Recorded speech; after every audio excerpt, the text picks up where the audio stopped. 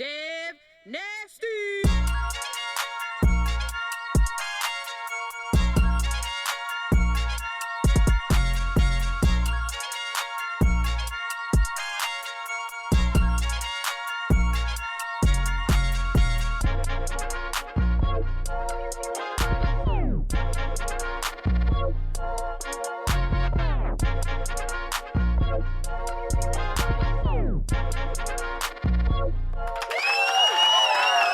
What up, what up, what up? Welcome to another episode of the Devinwade Show. I am your host, Dev Nasty, a.k.a. Dangerous Dev Nasty, a.k.a. Choke Your Mom Out, a.k.a. Choke Your Pop Out. And today, we got a super special episode of the Devinwade Show because we got two remarkable stories, man. Two remarkable. But before we even get into that, you know, this whole episode being brought to you by Cap Swag, but we ain't gonna get there yet right now. We got to the left of me. Girl Walesca D, y'all already know, the beautiful, the one and only, and to the left of me. Yeah. Y'all know what it is. Look, Dev. Hold on, Wally. We not skipping past the fact that you came in here dressed like a motherfucking assassin or some shit. Listen. I had to change my look up for this season because, I just needed to level up. So I got, a nice little shortcut. I got my leather gloves on. What's up with the leather glove? You look like you know what? I bought these and I legit haven't worn them. So I feel like this kind of goes with what I got going on. Okay, it look dope. And then the shoes is what? Something? My little Prada platform. Okay, yeah. I knew it cost a lot of money. Back to the regular money people. Porta Rich. I knew he was skipping something when I looked at my partner's face. Hey, yo, what up, people? It's the people's champ, man. Porta Rich, I'm here, man. I want to send a big shout to, man, Cap Swag on the custom-made Devinwade dad hat. Absolutely. Make sure if y'all want to get something custom, make sure you hit up swagtex.com. And we're going to have that go across the bottom. We'll get more into that. But let's really get into why we are here today, right? Mm-hmm. So today, we got a gentleman who is I don't even want to put him in a box, but this man's life is crazy. He went from prison to millions. This man is who you call. You call Ghostbusters when you got ghosts and shit like that. But if you got a prison riot and you need to get everything in check, you want to save lives, this is the man that you call. This man is known as the ambassador of hope. New book out on shelves right now. We're talking about none other than Andre Norman is in the building. Woo! and listen. All you got is peace, man. Nigga, Boston's in the building, man. All right. It's real simple. What we talking about? And to the left of him, this gentleman, if you're from Philadelphia, you for sure know him. He's always hitting the streets, letting people know he's unapologetic. Went viral many a times with a lot of skits to stop the violence in Philadelphia. We are talking about the man himself. The man himself, B. McFly, is in the building. Let's go. Oh man, this is dope, man. So we got a lot of ground to cover. So when we talking about this man who sometimes don't want to talk about his life, it's just all boring to him, but amazing to us. I want to talk about your life, Andre. I want to tell the people where we're going first, so y'all know why this man is here. This is a person who was sentenced to 100 years in prison. Yeah. 100 years in prison. This man woke up, fought his way back, learned the law, flipped his whole case, and got out of prison instead in 14 years, and is now one of the greatest businessmen in this country. So I want him to tell you, I want to start off, bro, because I'm from Camden, New Jersey. You know what I'm saying? You from Philadelphia. We all from Camden. And these are the type of places that people feel like you can't make it out of. You know what I'm saying? I want to know your upbringing. Where are you from? And what was it like growing up being little Andre Norman? Well, first thing, man, I appreciate you having me here, man. Visiting Jersey, hanging out with the people. I've been watching you. Good talk. But the first thing I did when I came home was went back and got my big homie. See, my big homie had a natural life sentence forever. I came home, first go, get the homies out. And we've gotten multiple homies out on life bids, on second degrees, on parole, got them out, got them in place.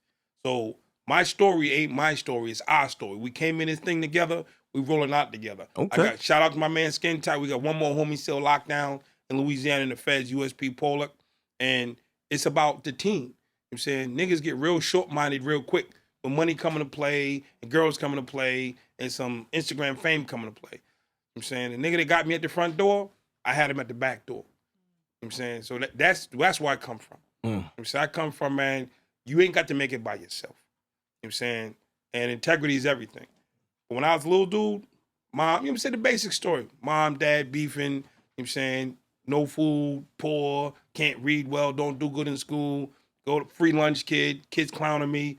So I started selling weed in the park, and it just scales up from there. When I started selling weed in the park, I was making $30 a day as a sixth grader. I wasn't like balling or nothing. I was just enough to buy some clean socks. So kids didn't laugh at me. You know what I'm saying? I can go pay for my own lunch in the lunchroom.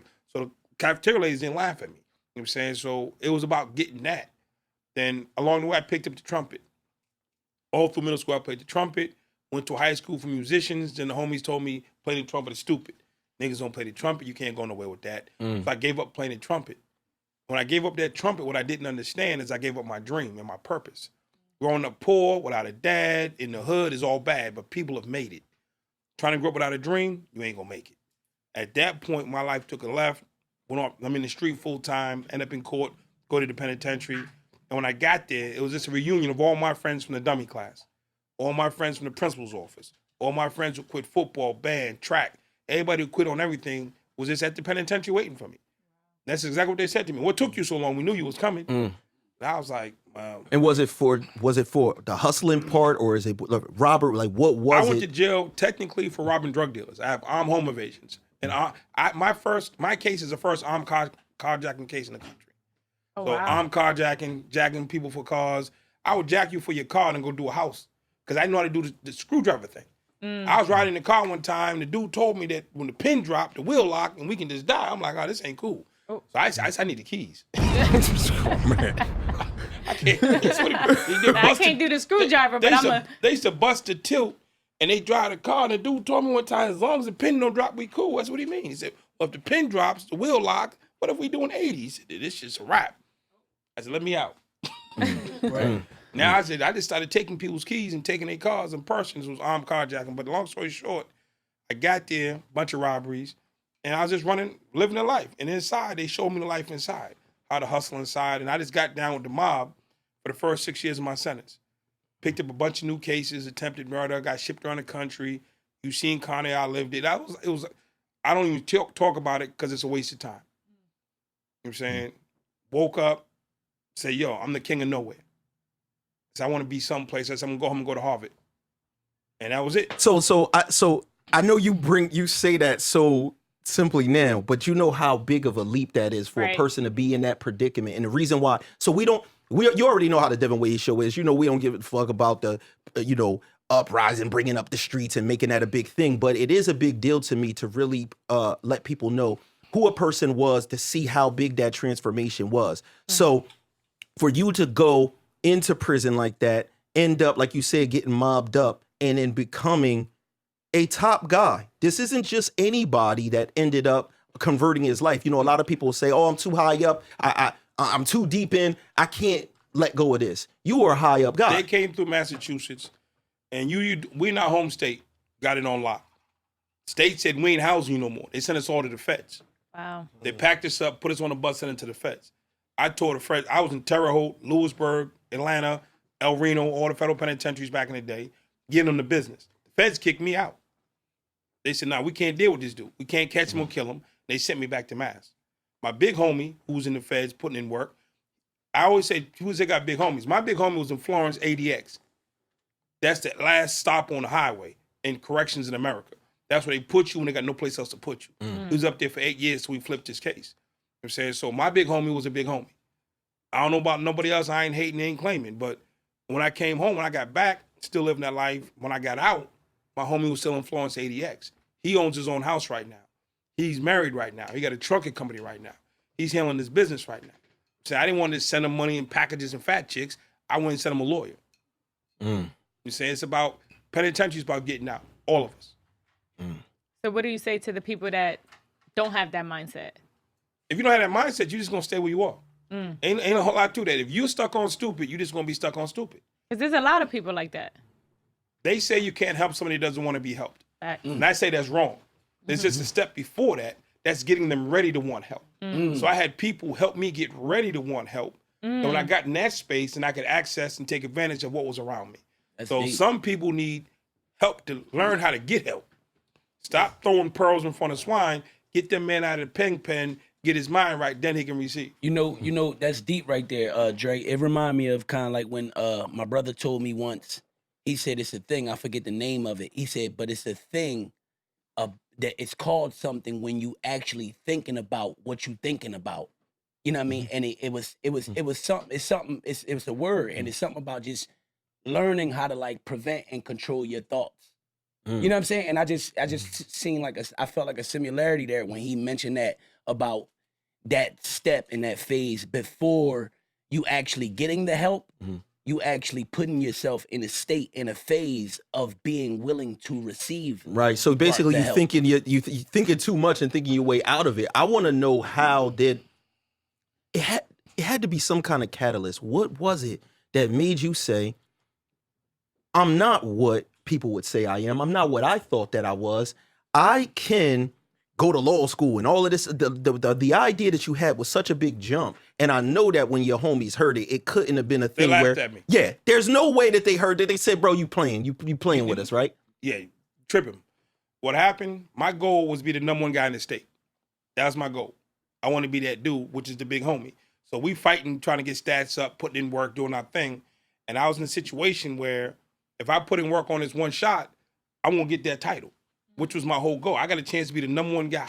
I just got to lay these dudes down one more time. I'm already in seg for it. Ain't no thing. And I get that status in my mind. Then before I could do it, I had an epiphany, like, I'm about to become the king of nowhere. And it's like the Wizard of Oz. Dorothy running through the Oz the whole time. She get to that line, and she pulled a curtain back, and there's some dude just pulling levers. It wasn't even real. I'm like, you're the wizard? This is what it is to be the king? And I saw for what it was. I was going to be the king of nowhere. And it wasn't what I wanted. Dorothy said, I ain't respecting you, wizard. And she turned around and said, the power's in us all the time. That's real talk. I looked, I said, this is fake. And I said, I don't want to be, if I can't be a psychopath, why would I want to be in prison? Now, the person that was in that space, did you guys have dialogue where you was able to explain to even him, like, you're actually the king of nowhere? Nah. Big homie thought he Yeah. You don't tell the big homie he's nothing. Okay. So when I pull the curtain back, it's metaphorically, it's not a real thing. I got you. I'm about to put in this work. And I saw myself getting the crown, and I saw and visualized the whole thing, and I realized you about to be the king of nothing. The king of nowhere. Nobody in the world care. What did you care in 1985? I was locked up in Terre Haute. What did you care in 1991? They had me out in El Reno. What did you care that I was running the most packages or underground such and such, or Right. the most noodles under my bed? You didn't care. I got you. Okay, you had the most cup of soup. So what, nigga? Right. But there's somebody right now in Trenton Penitentiary with the most cup of soups, nigga, and he think he winning.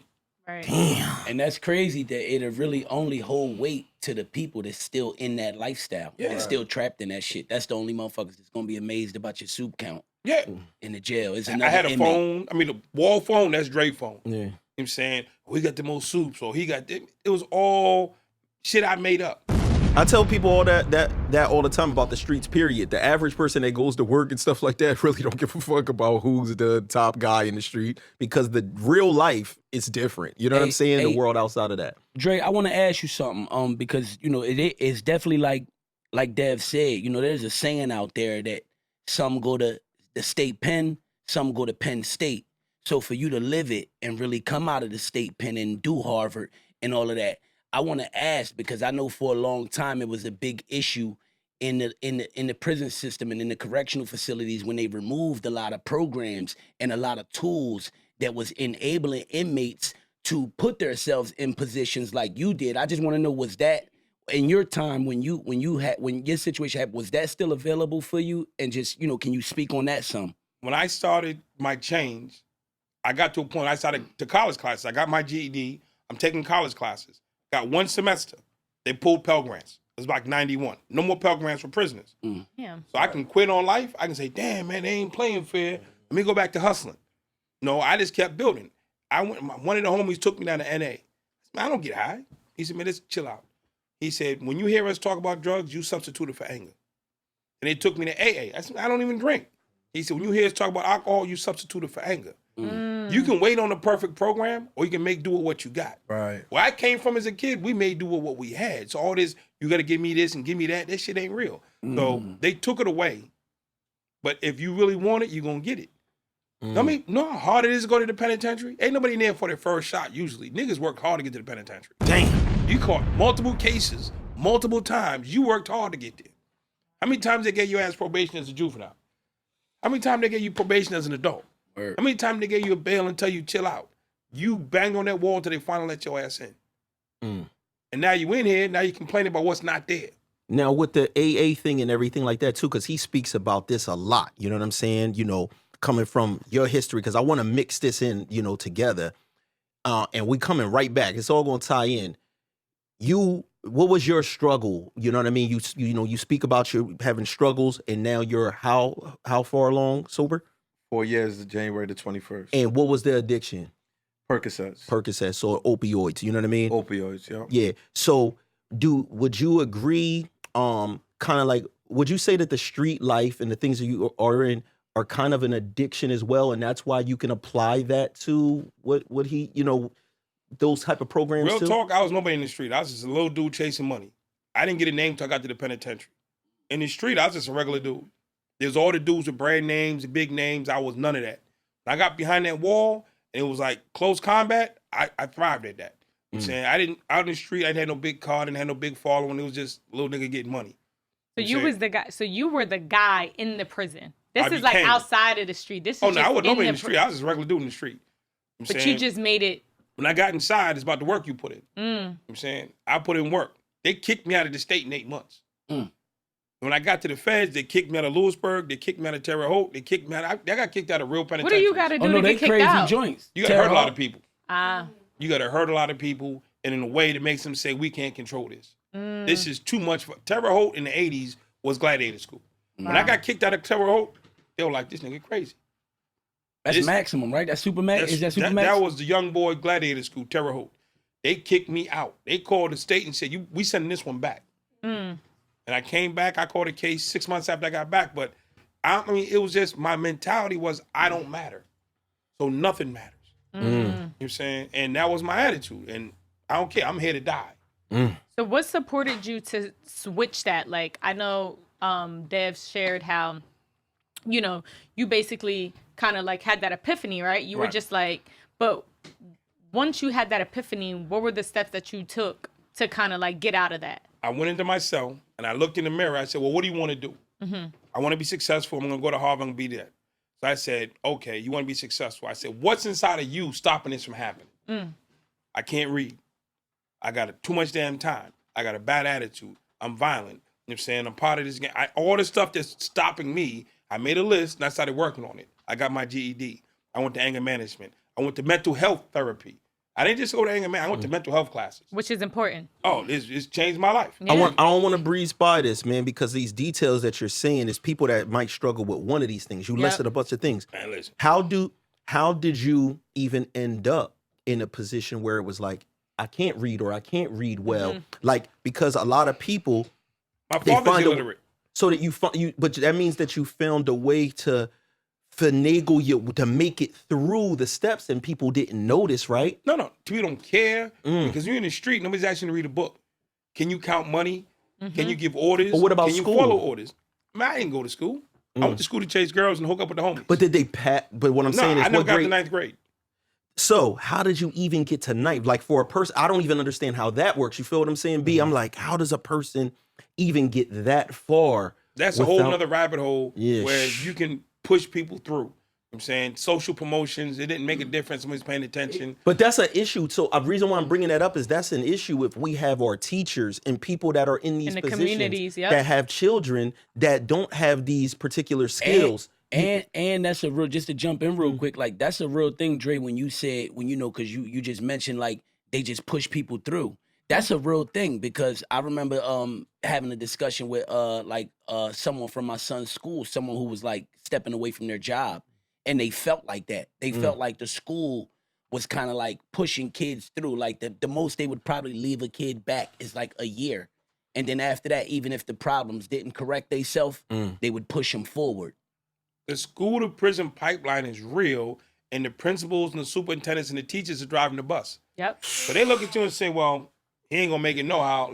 Some they'll pull in. If you can run track or you can kick a football or you can do something that they think is worthy, they'll pull you out. If I'd have been 6'5" in the 9th grade, I'd have been on the ball team and the coach would have took me. Yeah. If I was something really great enough, somebody would have picked. I didn't have any tangible skills that somebody else wanted to invest in me. So the streets invested in me. Andre, let me ask you something, right? You spoke on, so you were listing all the tools, right? Like all the things that you needed to kind of work on to essentially become a better person. What was the first thing you actioned on? Was it the mental health? GED.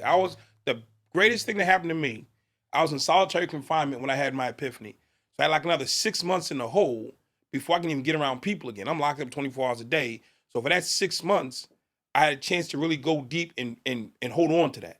And like dig deep on my dream. Had I been in population and had that epiphany, I'd have came out my cell the next day. The homies were like, yo, let's ride. Right. But I was in seg for that 6 months. So I actually got my GED before I got out. I started going to stuff before while I was in seg. That was the greatest thing that ever happened to me. Wow. And I got a 6-month head start. Then when I came out, I was only on track. And that was the last time. How often were you in solitary before that? How much time did you spend? I lived this. I did over 4 years in solitary. Wow. The last one was 2.5 straight. Hey Dre, before you actually reach into that point when you got to the feds and you actually reached that point, that breaking point, cause I watched a previous interview with you and the lady, Ms. Ford. And you guys spoke about, and she mentioned like programs and stuff like that, and programs used to work. I want to know, like, when you were younger, like, did you come across any type of like those programs for like maybe troubled kids or kids that was already on the path of getting in trouble that you felt like may have worked or may have had a significant mark on you? I grew up in the 80s. Boys Club was there. My mother couldn't afford the Boys Club, so we couldn't get in. You had to pay for that back then. We couldn't afford to get in. Oh, so we couldn't go to the Boys Club. They pay for the Boys Club. Back then, there was no internet, no social media, no digital nothing. So it wasn't in your neighborhood, you didn't get access. What I got was my mother got one of her uncles, cousins, or something came, sat me down, and tried to tell me about, yo, you don't want to be in the street. I'm like, nigga, you need some money. Let me get you some money. Like, you come up, baby, broke, trying to talk to me. And that was my attitude. Like, you ain't got nothing, you can't talk to me. Right. And you struggling, how you gonna tell me how to live? I think a lot of kids think like that, though. And that's real. And you can't say they shouldn't because they do. So when I come out now, I came home and started programs. I'm pulling up in Jaguars and Range Rovers and Cadillac trucks. And I'm talking to the kids. The dude in the 15 passenger ain't got nobody in it. We pull up in Navigators and Jaguars and Lambos. They're like, oh, we want to rock with them. So now what's the message? The message is go to school, stay educated, get out these streets. I'm doing it from, the door of a Cadillac truck versus a 15 passenger. We used to pull up in the trucks, kids hanging out the window screaming. You pull up in the 15, they're like, you let me out the corner, man? Let me out the corner. I don't want to be seen in this truck. It ain't cool. Give the kids what they need to build their esteem. That's deep right there, man. So now this man is a real big businessman. So, there's going to be a lot of reading, a lot of contracts, a lot of things going on. But this interests me. When you came up with this epiphany and you said you was going to do all of this, what's one thing maybe that you could give us that was like a legal, because obviously you had to look at this and then flip your case. You had to see something legally that was like, I can combat my scenario, the situation that I'm in, that's this impossible situation. We're talking about 100 years, right? Out of time. What's one thing that you could find that maybe might have sparked, like, that kept your energy going, like, I can beat this whole thing? This is the first thing. There's some people who listen like, nigga, that 100 years, how the fuck you get out? Something wrong with a nigga. Nah, something wrong with your ass. You know what I'm saying? Real talk. My shit's in the books. Google it. Commonwealth versus Norman. I got out legit. You know what I'm saying? So, but the mindset of it's not possible. So there's people, that shit ain't real. You know what I'm saying? So I had 7 to 10, 2 9 to 10s, 2 15 to 20s. You know what I'm saying? 7 to 10, 2 9 to 10s, 2 10s, 2 15 to 20s, 2 3 to 5s, and a 5. Some of the shit was running wild, some of it wasn't. You know what I'm saying? So it wasn't I had to serve 100. I was supposed to do some 20 and some change. When and wild, you mean the difference between wild and concurrent, right? Yeah, I'm about to say, it tell all wasn't crazy. what that means. Yeah, some of it was concurrent, some of it was from and after. Right. You know what I'm saying? So I should have did like 26. So when I flipped my case, it took 10 years off. You know what I'm saying? I got parole, it took like another 3 years off. So I got out early. So if you added it all up, like 15 sentences, it came out to 105 years total. But the thing that I had to fix was my attitude of believing it's not possible. That was my biggest thing. Let me tell you my biggest problem. I was a quitter. My dad taught me when he walked out on us in the first grade that you can quit on your kids. So if he can quit on me, I can quit on school, I can quit on track, I can quit on band, I can quit on choir, I can quit on anything. And I quit on me. When I went to counseling, we went through all this stuff, and the counselor finally said, boom, there it is, you're a quitter. I said, no, I stand up for everything. No, you're a quitter. You quit on yourself. And we dragged it back and attached it to when my dad left me. And I associated that with quitting. He said, once we fixed my quit gene, I took that shit out and threw it away. Nothing was impossible. I love you said quick gene. Quit gene is bananas. I love that. And Andre, so at that one point, you got to a point in your life, you got to that one point where you basically was like, you made up your mind and you was like, nah, like I'm going to turn it around. You actually, like you said, you believe that you was getting out. Regardless of that 100-year sentence, you believe, no, I'm going to get out of this situation. And as bad as my circumstance was, the big homie had a natural life sentence. What do you mean by natural life? That means you die in jail. You murder somebody in a felony and they told you die here. There's nobody can release you but the governor. Wow. And or the court case being flipped. We came home, he didn't believe. But I believed for him. You see, and I owed him because he held me down. So I believed for him and we just kept pushing. And he's been home 10 years now. Wow. I'm saying his case in the books. No, we in the books. Commonwealth versus Williams. You know what I'm saying? We ain't coming outside. We just walked out the front door the same way we walked in. And belief is the first step. Can I ask a question? Because it's amazing how, you know, a lot of guys are in prison and you got these jailhouse lawyers. Yeah. Right? Why a lot of them don't come home and fight for the people that's wrongly convicted? Because I think it's a proven fact that a lot of men, 80% of the black men in prison 80% of the men that are in prison are black, right? Why they don't come home and just say, you know what? Let me go ahead and fight for the guys that's out here too, so you don't have to fight for them in there before they get in there. Integrity. Okay. Everybody claims to have integrity. Got you.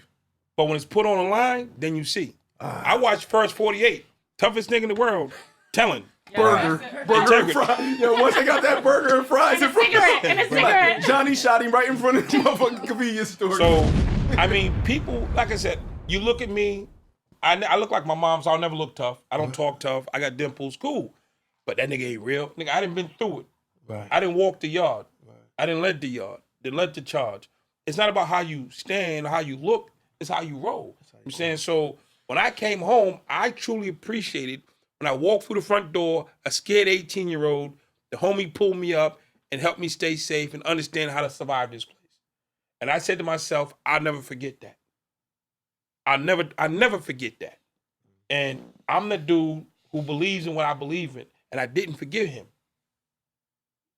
Niggas be like, yeah, thanks for holding me down. I never forget you. They lying. Because they don't care about you. They don't care about themselves. I'm not saying I'm the only dude in the world with integrity. Right. I'm just saying what made me go back is my integrity. That takes more than just integrity, right? That takes patience to be out in the world full of zoom. No, I was zooming. No, I was in the club. I was doing that too. No. I was in the club. Hold on. Check this out. So check this out, y'all. I was not home praying. I'm gonna share some behind the scenes, right? So y'all know the Devinwade Show, man. It's fun. We bug out, whatever. So I'm talking to him, and I tell him, like, look, man, we do an episode. It's serious, man, for real. I can leave the nasty girls at home. We don't got had nothing there, no drinks, no nothing. He said, hold the one. Like, time out. You gonna cancel the girls? He said, why would you do that? He said, Dev, you tripping. I Bring need more. the show to be as yeah. He said, "You stop playing with me, bro." You know what I'm saying? I want all Keep it that. authentic. He said, "I want all that shit." I said, I want her right there. And she better start smiling at me like she smiled at the boy Cuba. She was all lit up. I'm like, I'm going to go back and watch this tape. That was If she don't Omar, light by the up, way. nigga. That was Omar. Omar, yeah. Cuba's little brother. Yeah, I want to see that right. look. I want to see that look. Oh, Yeah. that's right, Andre. If I don't get that look, you gonna get some hate mail. Real quick, I wanted to kind of like touch on what B McFly said back on like the people, because I know for like the people who be in the system who actually be like paralegals, you know, and we need, of course, more people like Dre that could turn it around and actually come home and implement your plan and stay on it, you know, and succeed with it. But I think like a lot of the people that end up in the jail system and end up being like lawyers and paralegals, you know, when they get out, because I don't want to make it seem like nobody probably has ever tried or nobody wanted to, but I know a lot of these people used to be the same people that we would call on the streets and on the block a fiend and things of that nature. So I think a lot of people used to go back to their old stomping grounds and really like fall victim to the old people, places, and things. And that's why these people wasn't able to empower themselves and put themselves in a position kind of like, because I know a lot of dudes, like he said something that was crazy. It's really like a lot of dudes in the prison system that become sharp as a nail with the law and shit like that. And then, you know, when they get out, they fall victim to whatever it was that brought them there in the first place. And you never really hear from them. There's two things, real quick. We all go through programs. We do programs. And there's two things you can do in the program. You can do the program to get out, or you can do the program to stay out. I hate to say it, 90% of people do the program to get out. That's That's a evident. fact. That's They evident. show up to the pro board, I got my certificate. Don't know what the hell it mean. I got this certificate. Don't know what the hell it mean. Niggas, I just got certificates. They don't understand. They didn't embody the lessons. Yeah. So I did programs to stay out, and I've been out 22 years. I'm happy that you said that, because even with, I've been in jail before, I've never been to prison, but even with going to a rehab, people go in there not to go back. They go in there to go back, part and self. My whole objective was to go in there and never go back. Exactly. And when I say something like, yo, I'm never coming back, they think that I'm being arrogant. And I'm like, no, I'm speaking this shit Into existence. into existence. But I am arrogant too, for the record. No, it's nothing. I'm not me. No, that's cool. No, that's cool. No, that's cool. I will clown somebody. No, that's cool. You know what I mean? I'm just saying more so like, I get what you're saying. Like, if I'm going to be in here, I'm going to take it for what it's worth. I'm going to study what I got going on. I'm going to learn what I got going on to You gonna never apply come it. back. Yeah. Because, yeah. A lot of cats hit goalers, go to pro board, show a bunch of certificates, hit the door, and they ain't prepared. It's funny, man, because I had this audio book called Mental Slave versus Physical Slave. And the physical slave is the person that's in jail. The mental slave is the person that's in the streets. Like, you got all the freedom, but your mind is still locked up. And then you got the guys that don't have freedom, their body locked up, but their mind is free. Right. You know what I'm saying? And it's like, that's the difference between knowledge is power and applied knowledge is powerful. You can learn some shit. You could be cleverly dumb. You can keep reading, read all the books in the world and don't do shit with it. Applications, everything. Can I get a sound bite? Can I get some music or something? Nigga? Hit me the buttons, man. Hit the buttons. They got no people in it. DJ out having babies and shit. I got a dude DJ. Nigga, Help me, P. I wish we would have had something. He might need a massage. He needs a massage, man. I'm like, He needs some entertainment. He needs some entertainment. There you go. There you go. Act like you know. Listen, hold on. Be really quick though. Let me ask you something. You said when you went into rehab, you went into to come out, right? Yes. Stay out. To stay out. To Yeah, stay out, right? yeah. Let me ask you something. So how did you essentially did you take yourself to rehab? What was the conclusion that got you to, you know what? I'm gonna go to rehab. Man, I wanted to die, man. Like, no funny shit. Like, I wanted to commit suicide, but I didn't have a heart to jump off a bridge. I ain't had a heart to put a 9 to my head or cut my wrist or some shit. Right. So my whole objective was keep taking these pills And I used to ask God when I'm at my highest moment. It's been times at my highest moment. Yo, listen, don't wake me the fuck up. Don't wake me the fuck up the next day because this shit hurts and I gotta go through this shit all over again.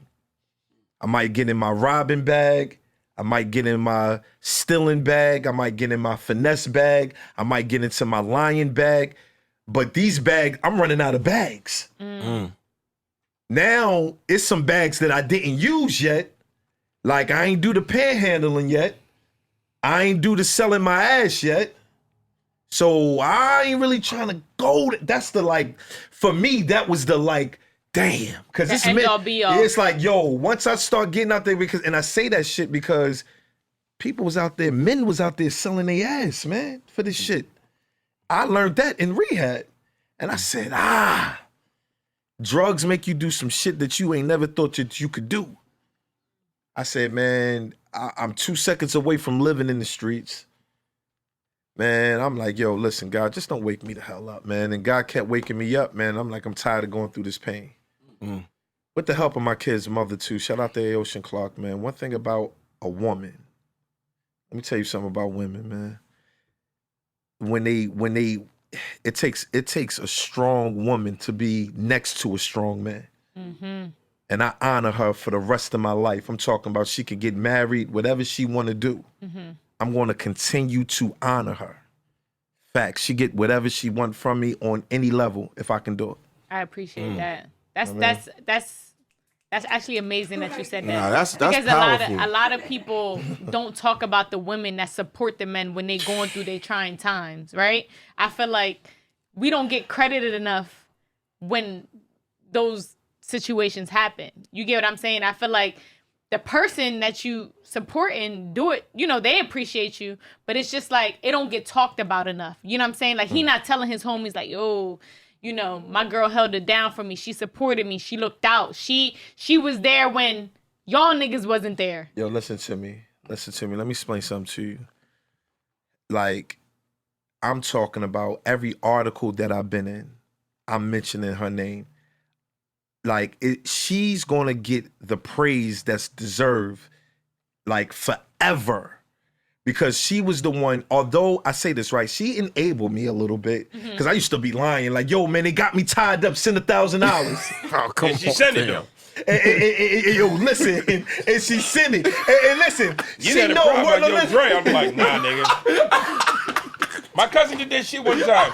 He called my aunt, was like, yo, the drug dealers got me. Mommy, give me some money. He did it once. And the second time he did it, they said, they're going to bring me down to the place and you got to give them the money. She called my mother. She called me.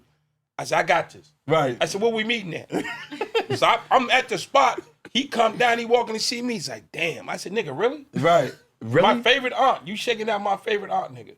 I said, the drug dealers that you come, nigga, get the fuck out of here. Right. And I'm here to tell you this right now, man. You did that? Yo, listen. What, man? Yo, and she knew that I wasn't no chump, right? But drugs do make you weak. Yeah. That's a fact. I'm here to tell you this right now. And I lost a fight. One of my last situations. So took that on the block? I took a little L on the block. Ain't no littles. It was a big L. Yeah. It wasn't my like mom brings me up, but she ain't losing no fights though. You know Yo, what I'm saying? listen. No, you high. It's not fair. Yo, listen. I was weak, and I'm like, damn. Did you get back? Nah, you know what I did? You let it rock? I let it rock. You wanna know why I let it rock though? Like, because I had to face humiliation. That's right there. Once I once I faced it, Yeah. I said, damn, that's good enough.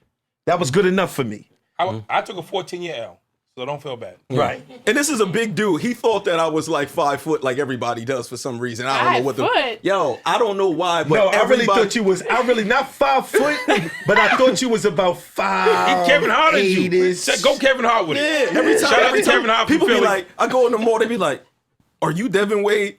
I know why they said "are you" because they like, dog. I didn't know you was that Yo, big. bro, I didn't know you was that tall. You might want to lift your chair up something. Yo, it's crazy. Get this nigga a boosted chair. Hold on. Get this Hey, nigga Dan, a it's boosted chair. crazy because I thought he was shorter.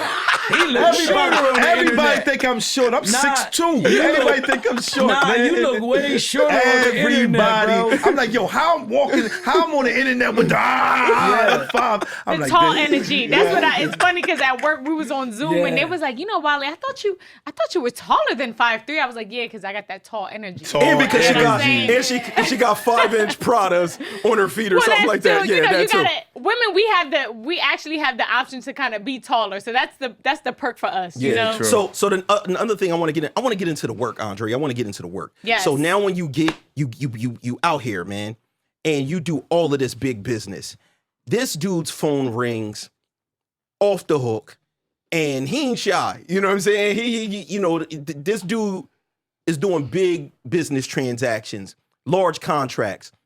I want to talk about the actual work you do, the programs you do, and the programs you're known for. Can you tell us a little bit about your programs and how they started, like the South Carolina situation? When I came home from prison, one of the OGs came home before me, and he used to call me. I used to call him, you know what I'm saying, check in on him. Like, yo, what's going on? He's like, yo, man, these bitch-ass niggas is blocking me. Because all the clowns and the cowards and the PCs and the rapists, they come home and they go kiss butt and they get these jobs. Then real niggas show up and they go to the boss. No, hire him. No, you can't trust him. And since they in, the boss is gonna roll with the man that's in the building. Right. So real niggas kept getting shut out. So my big homie kept getting shut out. He's like, yo, man, these sucker ass niggas. He was just frustrated. So when I came home, I said, I'm gonna make a program for us. Because all these programs out there for other people, I'm gonna make a program, you get to be who you are. And I came home and I built the first program for us. We had a weekly meeting and rapists, government witnesses, all y'all niggas weren't allowed. I brought real niggas in who came home with, I knew you from behind the wall. Come on, let's sit down. And some other niggas who come in the room, they're, oh, no, we out here. You ain't welcome. They mad You know what I'm as saying? shit. And we built the program for us, and we started going out ourselves. Talk about, these are our communities. These are our streets. These are our nephews. And we started what they call now violence interrupters and credible messengers. We started that in 2000.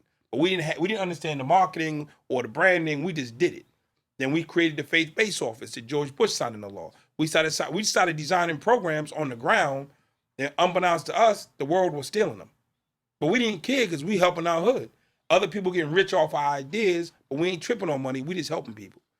Fast forward, 4 years of doing that, then I started seeing my programs come back at me. And people are trying to, I'm like, I created that shit. Right. I created that shit. But I ain't trying to hate. I ain't trying to claim. Everything I ever created, I never trademarked. Dude, trademark your shit. I said, no, this is going to help people. I want it to go. I'm not trademarking nothing. Anything I've ever created, you can copy and take. You will not get a cease and desist from me because the program is going to help somebody somewhere stay alive. I don't care how much money you make, as long as you're helping people. That's that integrity piece. You know what I'm saying? So I did that, then I leveled up and started doing speaking. I became a motivational speaker, 10, 15 racks, flying around the world, Saudi Arabia, Australia, Sweden, to Savio. Real quick, you ran by that real quick. 10, 15 racks, you talking about to do what? 10,000, 15,000, they get to stand on stage for 40 minutes. Damn. Heavy. That was back in like 2005. Oh, so it's a new price now. So Yesterday's price is not today's price. And guess what? He right here on the Devinwade Show, man. Listen, Hold on, Dev. You was in the car with me this morning.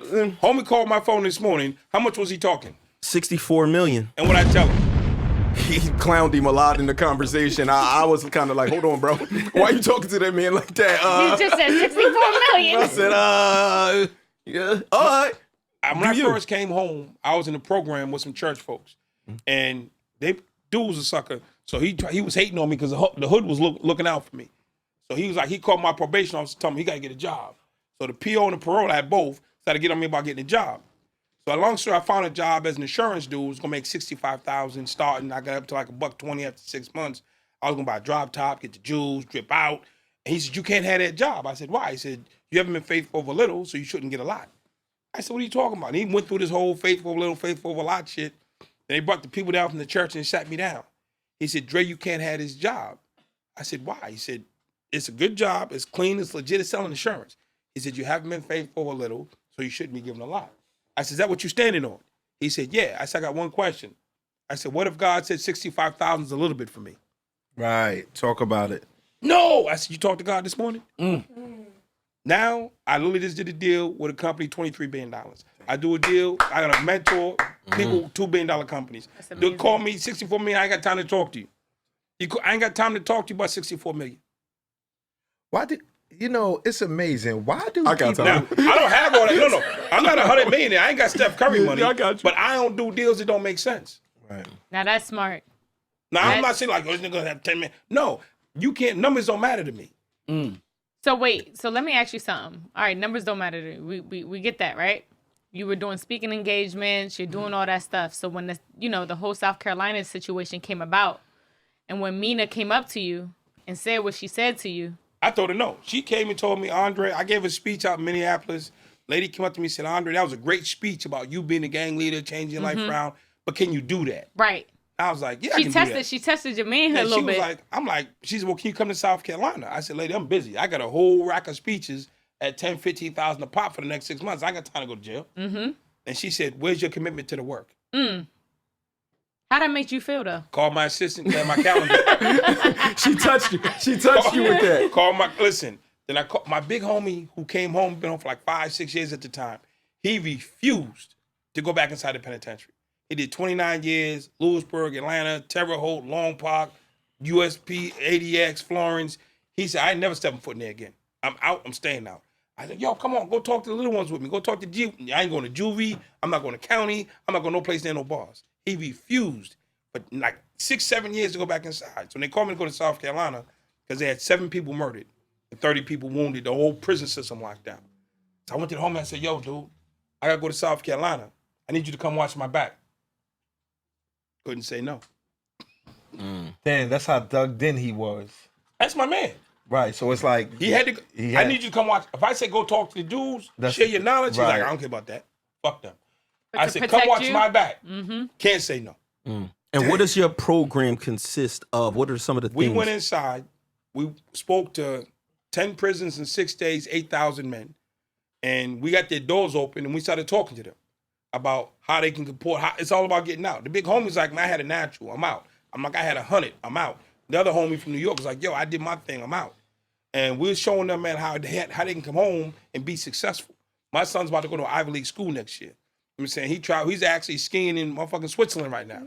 Little black kid chilling, having a great life. You know what I'm saying? And you can have that. My son ain't got to go to a camp where they got blue Kool-Aid and crackers. I don't play that because I wanted better for him.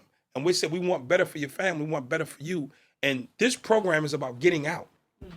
Not about making you comfortable in here. So we bring para-lawyers, we bring paralegals, we bring lawyers, we bring people in to help you get out. That's what we're gonna give you, and this is what we want in return: less violence. That's different. I do like blue Kool-Aid and crackers, by the way. I'll just keep it real. I'm just saying I fuck with it. That's all, man. Now you showing the cameraman. That's that can menu. Listen, man, I like that. That's that can menu. A creature of habit. That's what it is. I remember the days. Had the memory. Yeah, but no, yeah, we go in and our program, and I don't even apologize. They gave us all the top gang leaders, top influencers, top people in the prisons, put them in one block. And we came inside and teaching them real business, how to do deals, how to negotiate, how to work on a case, how to set up their families, how to set up businesses, how to write books. You know what I'm saying? We bring real people in. I'm in so many groups around the world. Those people fly in and come and volunteer their time. When they be charging $100,000 to come on stage, they come to my prison for free. You know what I'm saying? They be teaching. I got a man that just sold 200,000 books at $20 a pop. He coming on sending out books for free. You know what I'm saying? They support with real information. Our problem has always been in our communities, we get garbage information. Now I hang out at Genius Network, the #1 mastermind group in the world. I hang out at War Room, one of the top mastermind groups in the world. I hang out in all these different groups, and I get their information from the best to the best. Dudes in my program are getting the best of the best education, not the garbage shit. Now, in these genius things and in some of the company that you keep there, this is mostly well-off, successful, wealthy. wealthy, Caucasian White folks. people, yeah. Yes, right? Now, you also can give services and things for them as well? Oh, for sure. Okay. Leadership is leadership. One of the classes I did, I was in London one time, and they took me in a room. I'm talking to this bank. And the dude from the bank came up to me, he had a real sad look on his face. I said, yo, dude, what's the matter? He said, my top salesperson quit our company and he went and worked for the competitor. Now he's gonna bid against us on a contract he's been working for 6 months for.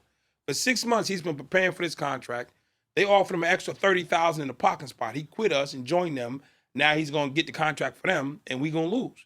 Ain't nothing we can do about it. I said, that's crazy. I've been in the game my whole life. Nobody's ever quit my team, joined the other team and shot back. They say it happens all the time in corporate, Dre. I said, man, we die on the corners for each other. We get 100 years for each other. We go to the wall for each other. He said, Dre, not in corporate. He said, can you teach my people that type of loyalty? So I did a corporate retention program based on gang loyalty. Been teaching it for 20 years. That's a crazy. That's Nah, crazy. that's crazy. We just took the guns and the knives out. I hope so. That, I like that you like everything that you've built. It sounds like, and correct me if I'm wrong, Dre, but everything that you've built, the whole like kind of like design, the whole blueprint, the whole mind frame. Because this goes back to when you first started this interview. You said something that stuck out to me when you said, when they removed the programs from the prison, and you was faced with that dilemma. You used the same mentality that you used in the street. And I like that because you mentioned that in the street, you was like, man, we had to figure it the fuck out. They didn't give a shit. So we had to figure out how we was going to do our crime, how we was going to learn how to get the product right, learn how to break into whatever the fuck we was going to break into on a robbery. So when it came to them removing the programs and you still fighting for your freedom in a positive way now, you kept that same mentality like, nah, fuck that. We gonna find a way. It gotta be a way. And here you are later in the program telling the whole fucking company like, it gotta be a way. I'm a solution expert. You give me a problem, I'll give you a solution. When we was up in the penitentiary, we looked for every glitch that we can get our hustle on. We was in the street, we looked for every glitch to get our money on. So I go into a company, I look for every glitch that's stopping you from making money. Look for every glitch that's letting stuff go out the door. Look for every glitch that's making you lose money. And I fix it. I make a list. Like I said, what's inside of me that's stopping this from happening? I walk into your business, what's inside this space that's stopping that from happening? And I'll make the list and I'll fix it. It's not hard. Everything we did in the penitentiary, everything we did in the street, everything we went through as youngins is transferable. So you help them with their problems. I know that you also will be able to, like, you could do work mentoring kids, all types of stuff. Everybody's got different problems. One of the things, we touched on the whole thing with the opioids. It's like, this is one of the biggest problems in this country right now. Just in the last, like, hold on, she's coming out them gloves. The last 2 years, just my family alone, the people that we lost, my friends, from the perks, the fentanyl, the overdosing and all that's going on. That's such a big thing. I wanted to know, like, do you actually speak to people that also have things like that, like drug addiction issues and things like that as well? When I first came home, I worked with black kids because it's what I understood and what I felt comfortable with. And black boys, black girls, Spanish kids, and somebody said, Dre, you're not talking to the white kids. I said, they ain't got no problems. They said, no, I went to a white school. They do drugs.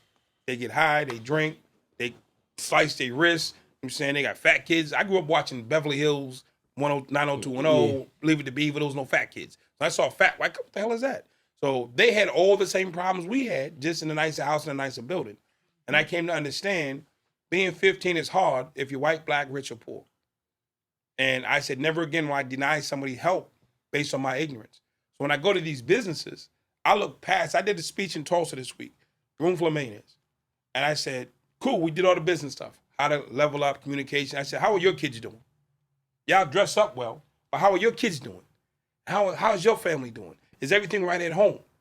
And I said, I'll tell you what, I'm gonna make myself available tomorrow.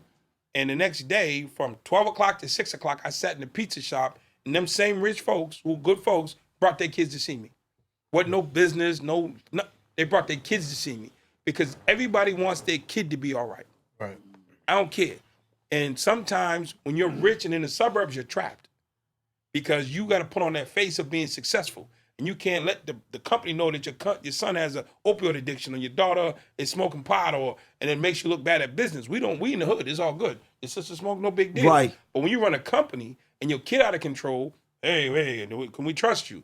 So it's that, like, let's keep Johnny quiet and ship him off to Utah to a program When he comes back, we tell him, you ain't had no problem. You went to visit your aunt. Has to be a different level of pressure because, like you said, like I didn't have pressure to live up to what my dad did because he didn't do, you know what I'm saying? Like it was like, oh, as long as I can stay out of jail, you know what I mean? If I could stay off drugs, I've already surpassed my father in that way. But to have your father run a company, be that guy, have this flawless looking persona, and now you got to navigate around that. Definitely got to be hard. I walked into houses where it's like $3, $4, $5 million house.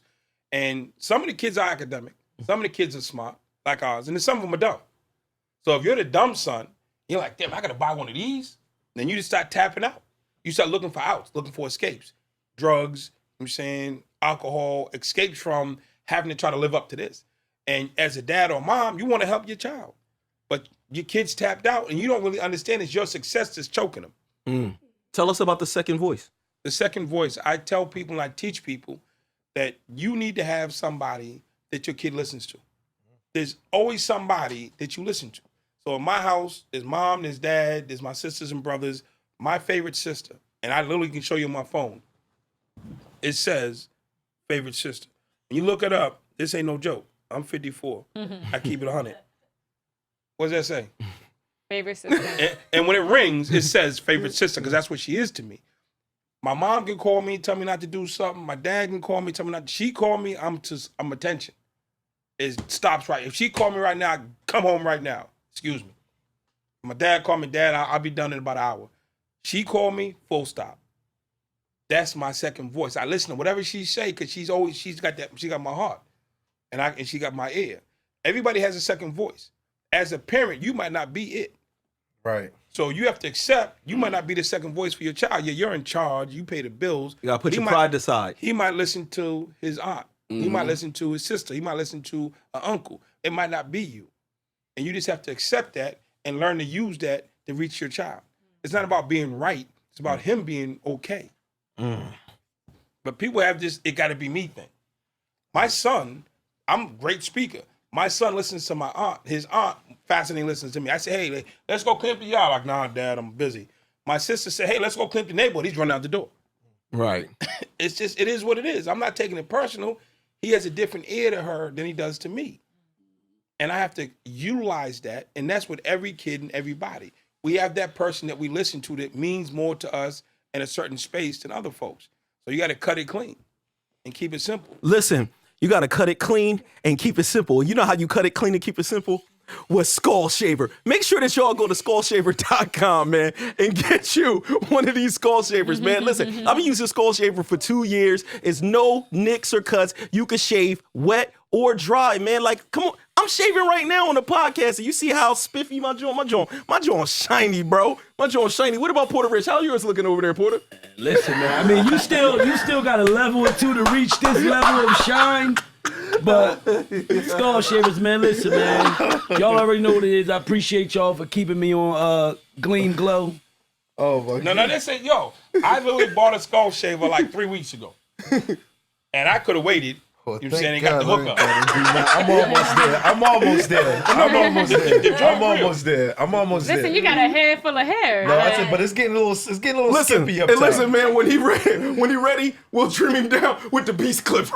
You know what I'm saying? We got everything, man. Look, hit your beard up, all of that, man. Make sure y'all go to skullshaver.com, skullshaver.com. Hold on.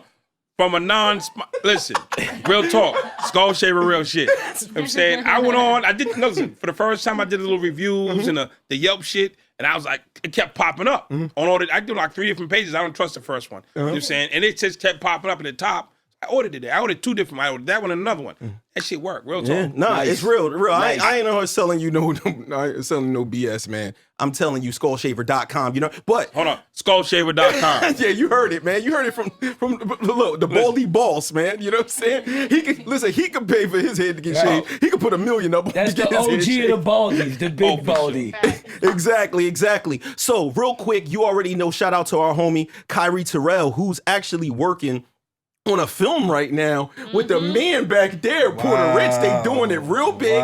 Money Lovers on the way. But we gonna get into, you already know what time it is, relation skits, and we gonna let y'all know what we think about this one. Damn, Daddy, that shit was good. Yeah, you like that shit? I told you I was gonna put it down. You thought I was playing though. I mean, usually niggas that talk a lot about it are typically trash. Trash? Nah, not me. I talk my shit because I know what I'm gonna do. So you good though? Oh, you want some more? Hell yeah, nigga, round 2. I'm gonna grab a washcloth and I'm gonna come back. I got you. Can you grab me a water? Yeah, I got you.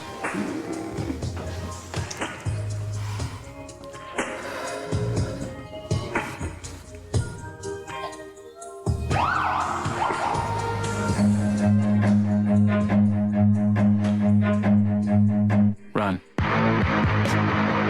Yo, fuck. You gotta roll. What the fuck is going on? Yo, look, my girl, she outside. She just popped up. I ain't going for the bullshit today. Yo, what? Nigga, Yeah. you got a girl and you got me up in this bitch? You got a Yo, girlfriend? bitch, get dressed. You see I'm getting dressed, get dressed. I'ma just sneak you out the back, alright? Stacey, what the fuck are you talking about? Why would you have me here and you got a fucking Look, bitch, girlfriend? just get dressed. Stacey, are you serious? Yes, I'm serious. Get dressed. You know what? No. Let that bitch in. I'm not running. You're not about to sneak me out nobody's back door. I'm gonna get dressed and leave, but I'm not sneaking out no fucking back door. I'm gonna just tell her I ain't know. You really think she trying to hear that shit? Answer it. Hey, babe, I'm coming out now. Yeah, we'll be right out. What the fuck you do that for? Nigga, shut the fuck up and stop talking to me like I'm some regular ass bitch. Cause you the one that did this corny ass Man, shit. whatever you gotta go through, just get the fuck out. Nigga, shut the fuck up. What the fuck is going on? Hello, I'm Ashley, and I had absolutely no idea. Yo, you doing too much. I had absolutely no idea, and we just fucked. Damn, Ashley, what the? No, let her finish. We just fucked, and he was trying to sneak me out the back door. I appreciate you telling me. No problem, sis. I mean, you needed to know. And on that note, now I'll let myself out. Wondering what she had on me to make you break my heart. Look, babe, I'm sorry. I got a problem. Like, we can talk about this. We can work on it. Please, just give me a chance. Just hear me out. You're nasty, you're disrespectful, and I'm done with you. Baby. Let me just work on it, babe. Please. There's nothing to work on, Stacey. You are what you are. You made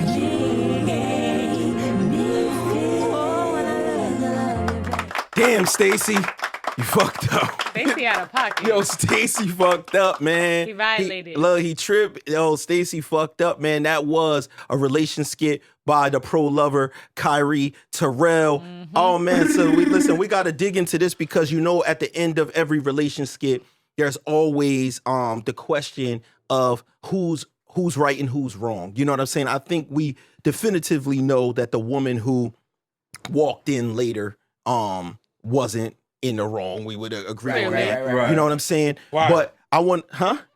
What? Jason, why? What was she why is she doing not there, wrong? Andre? Why is she not wrong? She just came home and called her dude on some wild stuff. That was my thing. Like, what did they live together, or was she popping up at the crib? So okay, No, so she got what she got. hold on, go ahead. You pick a dude who living like that, you trying to hope he change. I done had a whole bunch of people try to change me. You say they met me like I am, how I roll. They're like, okay, let me get him to compromise a little bit and let me change his ways. And so maybe he said, hey, I got this problem. There wasn't a new problem. Change you from what, Andre? From what he was to what she wanted to be. You said I tried to make it Andre though. I said you. No. You said no. So that he in the street, he knocking shit down. That's his thing. So when she got him, he's moving like that. So she's like, okay, she probably put up with it and try to give him the change, and he just ain't changing fast enough. Nah, so hold now, up. Nah. He said, I got a problem. You he got the crib. I'm not saying I'm not going. Listen, He at the crib in her how bed. the fuck do you bring? If he was my man, we probably would have fucked him up. You wanna know why? Why the fuck would you bring some chick to your crib? Because with that's you and how your he lady living with her. That's how they get down. No, that's crazy. Like, That's how they get No, down. No. It's deep. It's deep. Just to jump in real quick, it's deep. But I understand what Dre trying to say, because it's like a lot of times, you know, and it's vice versa. It's not just women on men, or because it could be the other way around. But we meet people and they actually into some shit while we meet them, and we actually instead of seeing them for who they are, we kind of see them for who we want them to be or what we feel we can build them to be. Right, but that's why she probably reacted the way she did. She took it on the chin. She took because she kind of already knew, like She said, "You are who you are." Right. She exactly. But so I at knew. that point, but where he violated was, it's like, come on, bro. If y'all do live together, like you violated. Oh, it's How a you clear gonna, violation. Hold on, Yeah, wait, hold on. you gonna be intimate. With Even a, if they don't live together, if I reverse this, right? And I show up to pop up at my girl crib because I want to bring you some Chick-fil-A. But if or she's something. a stripper, but she was a stripper, wait, and you pop We up, can't do that, Andre. and the nigga with the hundreds is in there, you gotta take that. I ain't say. Listen, Andre said strippers cheat. I ain't say that. I just want to be clear that I ain't say that. But if you dating like a full-fledged 35-year-old stripper, she been in the game since she was 20, and you think she your wifey, you go by and one of them niggas from the club is in there, are you really mad? Yeah, I'm still mad. Dog. You hurt or you mad? Both. hurt and mad. Okay. That nigga keep it real. That's what I think about dad. I think, yeah, definitely. No, I think, so this is the real question to the ladies.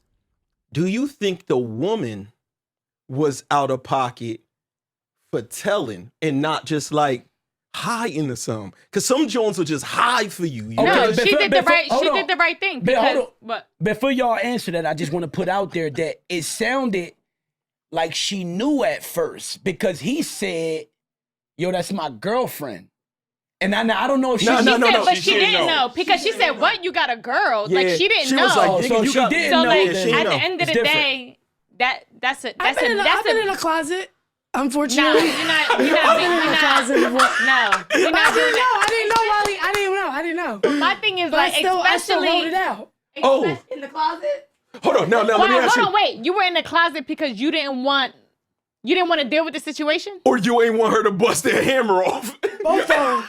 Honestly, I feel that, but I feel like also, like, we need to just have the conversation. I legit didn't know you had a girl. That's a conversation you need to have. Like, woman to woman at this point, however it's going to be. If anything, But at the end of the day, I'm not going to hide. I'm not hiding for no one. If anything, and it's crazy because I understand where B McFly was going with it on like loyalty with your people, right? But in the other situation that Andre is painting, which could be very possible about just people already knowing what the situation was, I feel like if anything, because if it is that situation where his girl already knew you had a problem with like sex, you being sexually active, you dealing with multiple partners, whatever, it sounds like the case, I feel like if anything, shit, he did the other girl probably more wrong by not telling her, like, yo, look, this the real situation. Right. I got a girl, and if me and you gonna rock,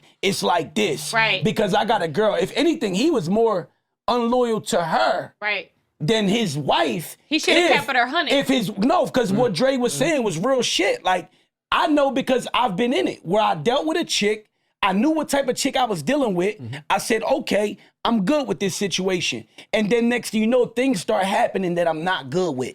And on top of that, what if she like caught feelings for this guy and then now he's just leading her on because she doesn't know that the expectations were, oh, at the end of the day, he's going back home to somebody and now he has a continuous problem with this girl because this girl never knew about this other girl. So now he has a whole nother problem that he has to deal with. Listen, I want to support. Amen. I want to support wifey because we just talked about. B McFly spoke earlier, right? And I'm a person. I was addicted to ass. Asses in different shades. I had addictions. It was real. It was real. When I woke up in the morning, I thought about dumps. So when this man at the end said, he said, babe, I got a problem. I felt homie, and I believe him. You know what I'm saying? You believe him. So the same way his girl at the time supported him, how all of a sudden it was cool when she was supporting him, but if his wife knew that he might have had some trouble in the past, she's supposed to abandon ship? She believed that he could get over this addiction. I agree, and that's why she carried it the way she did, because I was that woman before. I've never caught Hold on, which one were you? I was the girlfriend. Okay. And I knew The real girlfriend or the the real fake girlfriend, not the fake. The temporary real. one. But I knew I never caught him in the act. But You were trying to though. Nah, because I don't want to see that. That will really that would have probably fucked me up really bad. But I remember him saying I had that same thing. I have a problem. God rest his soul, but he's like, I have a problem.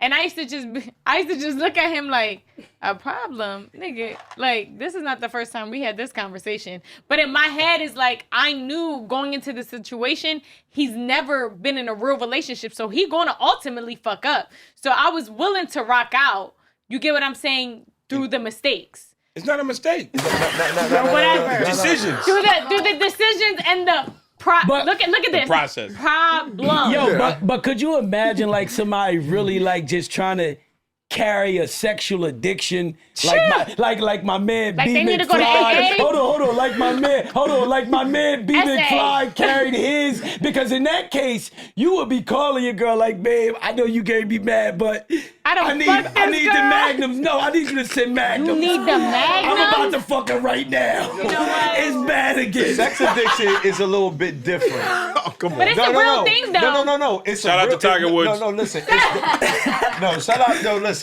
Sex addiction is definitely a little bit different. Sex addiction doesn't mean that you just tell a chick, yo, come over my crib where I'm living with my girl at just to have sex, though. Gotcha. Yeah. No, is it a sex addiction or like a self-control issue? No, they have sex addiction. No. Sex addiction's real. No. Sex addiction is all the way real. But let's keep it 1,008, though.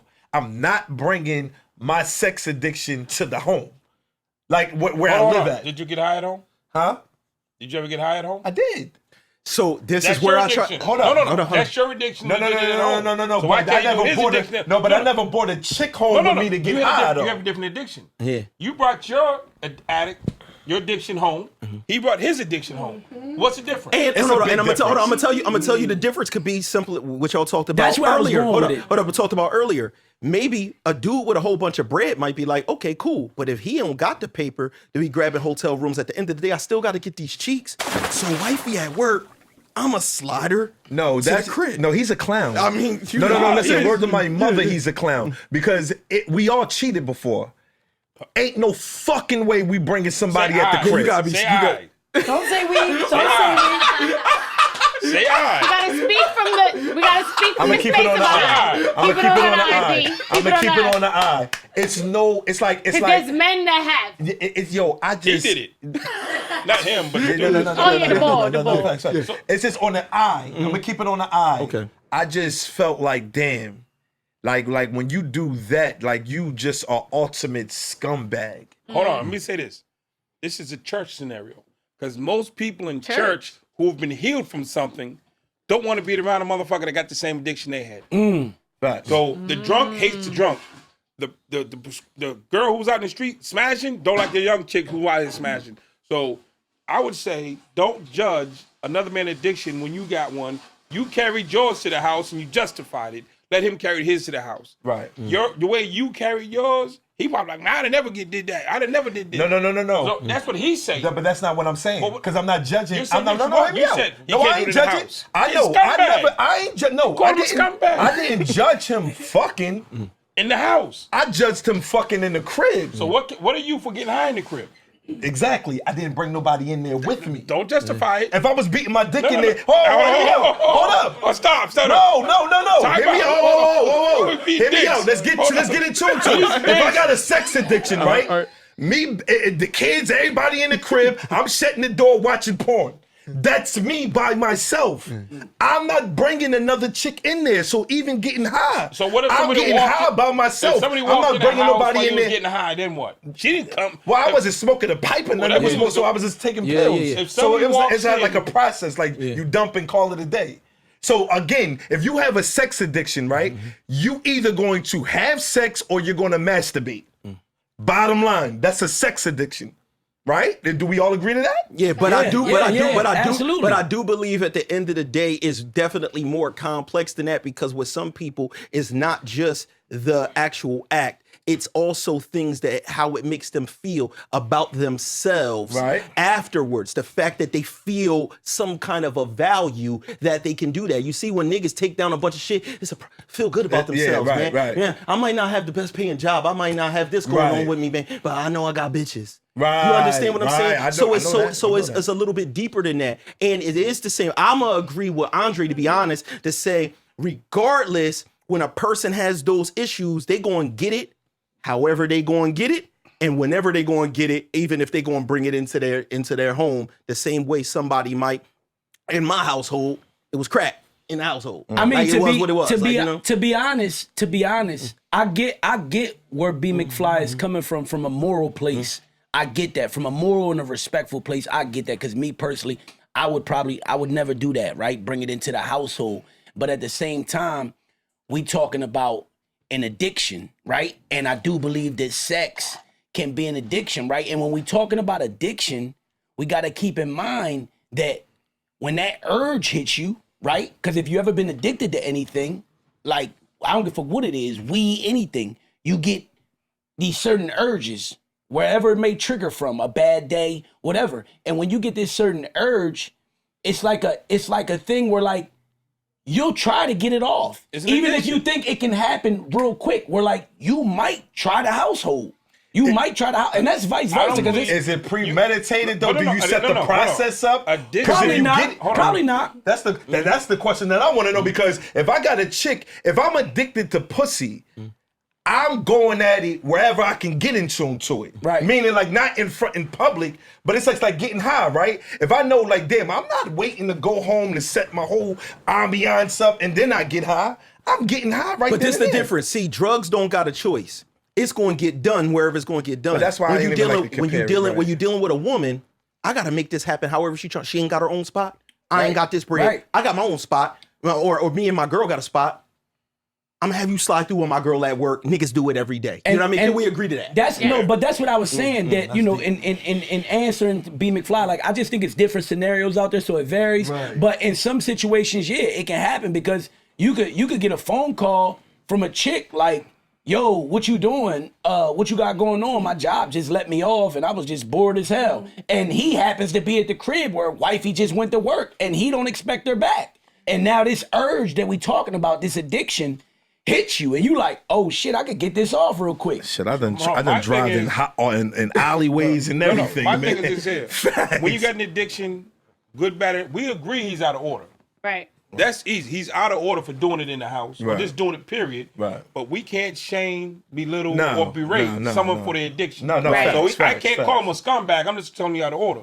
But you got an addiction. Right. If you stole your mama TV, you out of order. But it's an addiction. Right. That's so a fact. you banging in the house, you out of order. Right. But you got an addiction. Right. So That's when a we fact. call him a scumbag, then it's like we're not respecting addiction. Well, right. After this show, this gonna be this addiction is gonna be the #1 rated addiction out. Everybody's gonna be Be struggling. addicted to the Devinwade Listen, Show. You heard Drake? Everybody gonna be struggling with this. Before we get out of here, make sure also y'all go. You see the hat. You see the hat. I'm looking. Yeah. I got the shade, the shadow under the eyes. I'm looking like the whole for podcasting. Make sure that y'all go to swagtext.com. Swagtext.com. You know what I'm saying? If you want that custom embroidery, you know what I'm saying? You want that custom merch, hats, hoodies, whatever, man. 20 minutes from Camden in Philadelphia, man, at the Berlin Mart. Make sure that y'all hit up swagtext.com. Same day t-shirts, man. Oh, we got the wheel out here right now. And you know we got to get a spin on that joint. You know what I'm saying? Let's do it. Who gonna do the honors, man? My money ready. Let's go. Who's spinning? Who's spinning? They know what we need. They know what we need.